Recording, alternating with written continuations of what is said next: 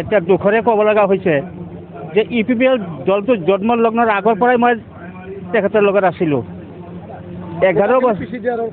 হয় তাৰ আগৰ পৰা 2011 চনৰ পৰা মই আছোঁ NDPৰ লগত বড়ো শান্তি চুক্তিৰ কাৰণে বহুত লাগি আছিলোঁ বড়ো সমস্যা সমাধানৰ কাৰণে দিল্লীত লাগি আছিলোঁ মই নিজে ব্লাড ছিগনেচাৰ কৰিছোঁ বড়োলেণ্ড লাগে বুলি প্ৰমোদ বড়োৰ লগতে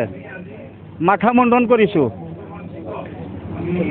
তাৰপিছত থাকিলোঁ চৰকাৰ আহিল 2020 চনত চৰকাৰত থাকিলোঁ চৰকাৰত থকাৰ পিছত মোক চেণ্ট্ৰেল মাইনৰিটি প্ৰেচিডেণ্ট দিলে 5 বছৰ থাকিলোঁ 5 বছৰ থাকি জাতিৰ কোনো সমস্যা সমাধান কৰিব নোৱাৰিলোঁ কোনো সমস্যাই সমাধান নহ'ল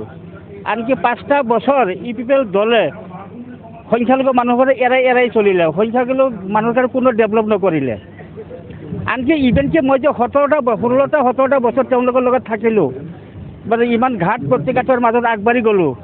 4 গ্ৰেডৰ এটা চাকৰিৰ কাৰণে আপত্তি কৰিছিলোঁ সেই চাকৰিটোও নাপালা চাকৰিটো নিদিলা গতিকে মনৰ দুখত যে ৰাজনীতি কৰিছিল কোনো সুবিধাই নাপায় তেখেতৰ লগত থাকি কি হ'ব 17 বছৰ আন্দোলন কৰাৰ পিছত মোক বহুত মানে দল সংগঠনে মানে আক্ৰমণ কৰাৰ চেষ্টা কৰিছিল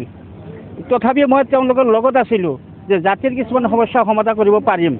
কিন্তু জাতিৰ সমস্যাটো দূৰৰ কথা নিজৰ সমস্যা দূৰ কৰিব নোৱাৰিলোঁ সেই মনৰ দুখত আজি ওলাই আহি UPF দলৰ জৰিয়তে